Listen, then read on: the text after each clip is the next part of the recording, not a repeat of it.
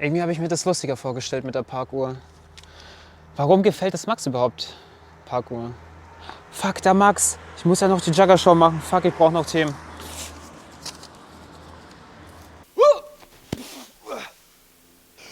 Okay, 3:0, aber beim nächsten Mal zeige ich es dir. Pass auf. Telefon. Na nu. Ah, da ist es ja. Hallo? Nikolai! Mensch, schön von dir zu hören. Ja, gut geht's mir. Und dir? Die Jugger-Show, die läuft ganz gut. Ja, ich habe schon Themen gesammelt. Es wird Drama geben und Eberhard, der hat auch bestimmt irgendwas veröffentlicht. Das wird schon klappen. Ja, Nikolai, das sind alles gute Gedanken. Ich wollte eigentlich fragen, wie sieht es eigentlich aus mit dem Podcast? Hast du den fertig? Machst du jetzt noch fertig? Das ist gerade ganz, ganz schlecht. Ich bin hier mitten im Training. Wir haben gerade eine richtig heiße Phase. Und ich melde mich einfach später bei dir. Ja, du kannst ja schon mal alles vorbereiten. Und dann läuft das. Okay, gut. Ja, dann hören wir uns später. Alles klar. Dann Schuhe an.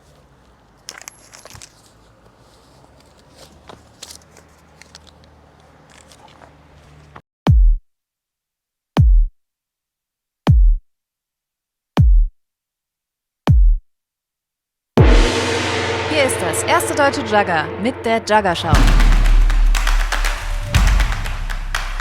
Mit einem Leben vollständig zerstört durch Carbonsucht. Nikolai.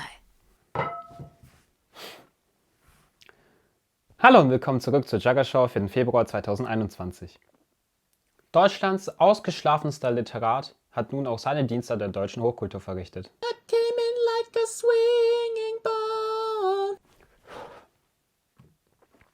Sloth-Maschinen-Maskottchen und Jugger-Show-Dauergast Eberhard hat seine Literaturalmanach um einen weiteren Eintrag ergänzt. Als Even Slothberg präsentiert der Virtuose in einem fiktiven Interview Szenen einer Grundgesetzverfilmung im Jugger-Gewand. Wem das viel zu viele Metaebenen, aber viel zu wenig Memes sind, der kann sich jetzt nun auf dem spanischen YouTube-Channel Play Jugger erfreuen. Auf dem Channel soll eine breite Auswahl an Tutorials, Regelkunde und Jugger-Kultur präsentiert werden. Am letzten veröffentlichten Video wurden 10 Unterschiede der nationalen Regelwerke aufgezeigt. Auch wir Deutschen können natürlich nie auslernen. Wiederholung!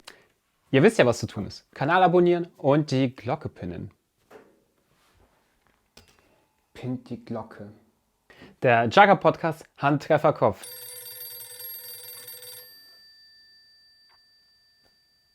Auf jedem Turnier mit dabei. Hier spricht Nikolai.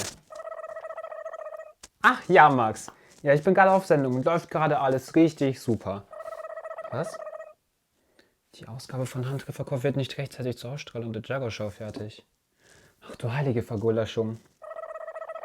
Ja. Soll ich dann einfach erwähnen, dass der Podcast bald veröffentlicht wird?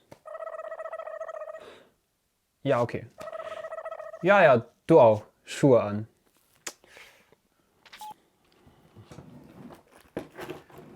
Zur Einstimmung auf die kommende Regelwahl kann man sich natürlich bald die aktuelle und 9. Ausgabe von Handtreffer Kopf anhören. Max geht zusammen mit Pitt und Jens die Regelvorschläge durch, die die AGs erarbeitet haben. So, und jetzt blicken wir mal nach Spanien.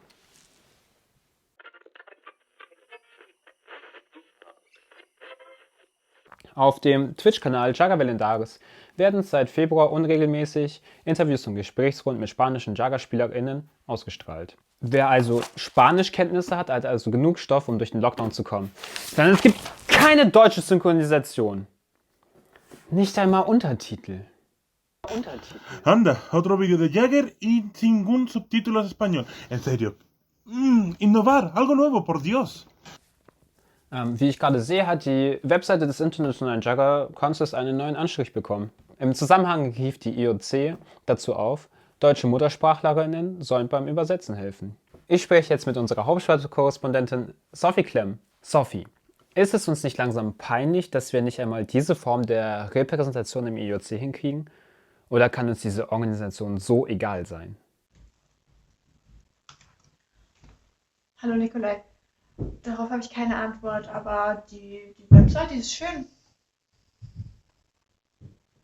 Danke, Sophie. Drama um die DKJM. Verdammt, schon wieder die Sicherung.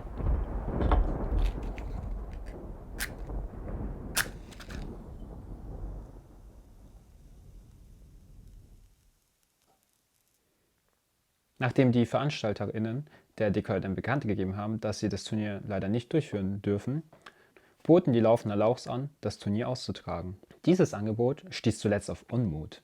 Zu einem ist man sich unsicher, ob zu diesem Zeitpunkt eine Austragung überhaupt verantwortlich wäre. Zum anderen wird so die Einigung auf den Austragungsort, den man letztes Jahr getroffen hat, irgendwie ausgehebelt.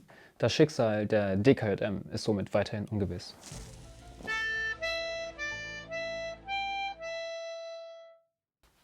Der Jagger-Veteran Ruben Simba Wickenhäuser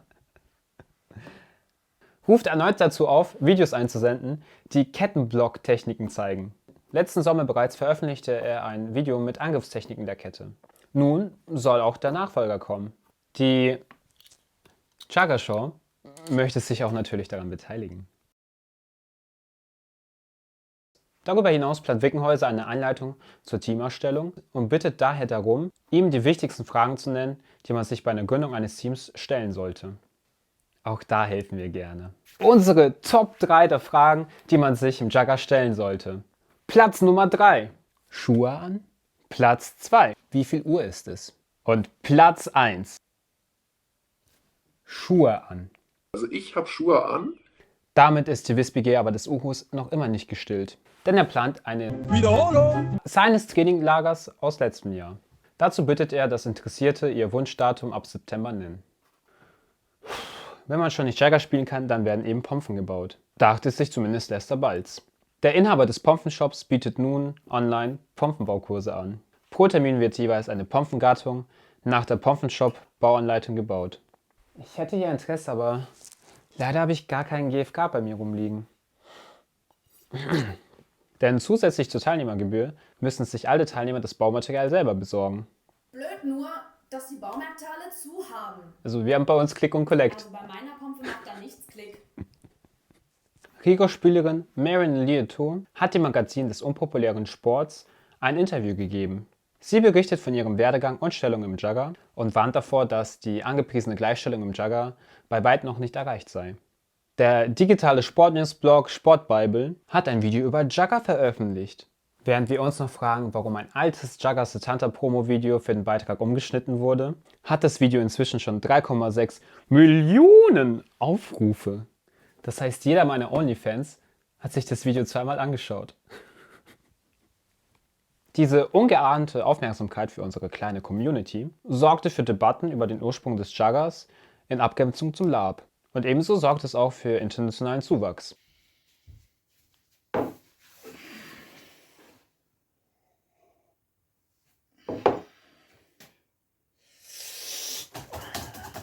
Der Beitritt einer Person mit rechtsextremen Tendenzen sorgte in der Jagger Worldwide Facebook-Gruppe für Aufruhr.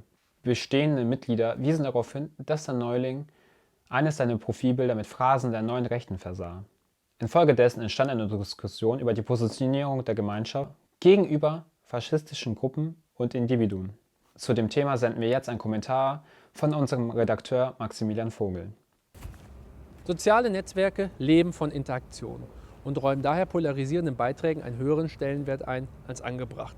Deshalb wurde auch diese Diskussion heißer geführt, als angebracht wäre, und unvollständige Bilder der Geschehnisse sowie Fehlinformationen verbreiten sich wie Lauffeuer. Deswegen sei an dieser Stelle nochmal betont, dass die Anzahl von Personen mit rechtsextremen Tendenzen innerhalb der Gruppe verschwindend gering ist. Dennoch gelingt es ihnen, den Diskurs zu verschieben und übermäßig präsent zu wirken. In der Diskussion wird außerdem nicht die Meinungsfreiheit innerhalb der Gruppe verhandelt. Denn die Meinungsfreiheit bedeutet nicht, dass jede Meinung auch das Recht erfährt, gehört werden zu wollen. Und ganz sicher schützt die Meinungsfreiheit nicht vor Kritik und Ablehnung. Eigentlich sollte diskutiert werden, nach welchen Richtlinien die Kommunikation in der Gruppe zu gestalten ist, sodass sie Offenheit unterstützt. Und auch könnte das Vorgehen der ModeratorInnen diskutiert werden und Transparenz von ihrer Seite eingefordert. Wir sollten uns aber alle bewusst machen, dass die von vielen Jaggern beschworene und selbstverherrlichende Offenheit der Community eben kein Garant des Sports ist. sofern sie in dem Maß überhaupt je existiert hat. Wer Offenheit will, muss sich für sie einsetzen. Und sie ist unvereinbar mit Ausgrenzungen wie Homophobie, Sexismus oder Antisemitismus. Offenliegender Faschismus ist in diesem Fall auch gar nicht das Problem, denn die neuen Rechten operieren mit kodierter Sprache. Sie verwenden auf den ersten Blick unkritische Aussagen, die allerdings in der Szene eine explizite Bedeutung haben, um so Angriffen aus ihren Positionen immer ausweichen zu können und gleichzeitig doch ihre Nachricht zu transportieren. Als Beispiel führen sie häufig an, dass Sport nicht politisch sein sollte. Auch das ist ein Rattenfängerzug, auf den leider viel zu oft Leute aufspringen. Wenn Sport Faschismus toleriert, ist er unvereinbar mit Gleichstellung und Inklusion aller Personen, unabhängig des Geschlechts, der Hautfarbe, des Glaubens oder der politischen Überzeugung. Wer also sagt, Sport soll unpolitisch sein, sollte sich diesen Untertons bewusst werden. Denn die neuen Rechten suggerieren damit, dass sich der Sport der Ausgrenzung eben nicht entgegenstellen sollte. Werden sie dann aber in die Enge gedrängt, wollen sie doch nur ihre Meinung zum Ausdruck bringen oder beharren darauf, dass man bestimmte Sachen doch noch sagen darf. Oder sie inszenieren sich selbst als Unterdrückte eines Meinungsregimes und unterstellen ihren WiderrednerInnen Methoden des Nationalsozialismus. Na, herzlichen Glückwunsch. All das tun sie, um akzeptiert in der Gesellschaft zu wirken, sodass ihre Meinung mehr Glaubhaftigkeit erfährt. Zum Zeitpunkt dieser Aufnahme haben die ModeratorInnen der Gruppe eine Liste von Regeln veröffentlicht, die Offenheit einfordert. Jedoch werden bisher keine Sanktionen gegen Personen erhoben, die sich andererorts offensichtlich als faschistisch outen. Außerdem ist ein antisemitischer Kommentar, der im Verlauf der angesprochenen Diskussion veröffentlicht wurde, trotz Meldung weiter nicht entfernt. Und der Verfasser hat sich auch nicht von der Aussage distanziert, nachdem er auf die antisemitische Bedeutung hingewiesen wurde. Allerdings sollen die Richtlinien für das Verhalten der Gruppe noch einmal überarbeitet werden. Es ist also zu hoffen, dass letzten Endes doch intoleranten Leuten die Stirn geboten wird, bevor sich die Toleranten in der Gruppe nicht mehr wohlfühlen. Was bleibt also zu tun? Nun, das faschistische Gedankengut muss ans Licht gezerrt werden und für das erkannt werden, was es ist. Es soll nicht geprüft werden, ob SpielerInnen geeignet sind, der Community beizutreten. Aber Inhalte mit Hass und Hetze sind zu löschen. Außerdem sollte jemand, der Inhalte mit rechtsextremen Tendenzen postet, damit konfrontiert werden, sodass er oder sie Stellung beziehen muss. Dabei gilt, seid höflich neutral, verzichtet auf Beleidigungen und lasst euch nicht frustrieren.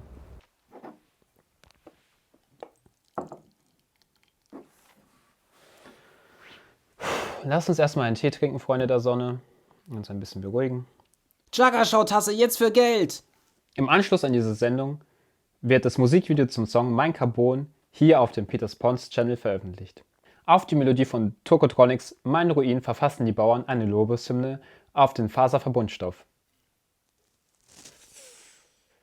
Als bekennender Carbonsüchtiger freue ich mich ganz besonders, dass meine Leidenschaft in einem Kunstwerk für die Ewigkeit festgehalten wurde.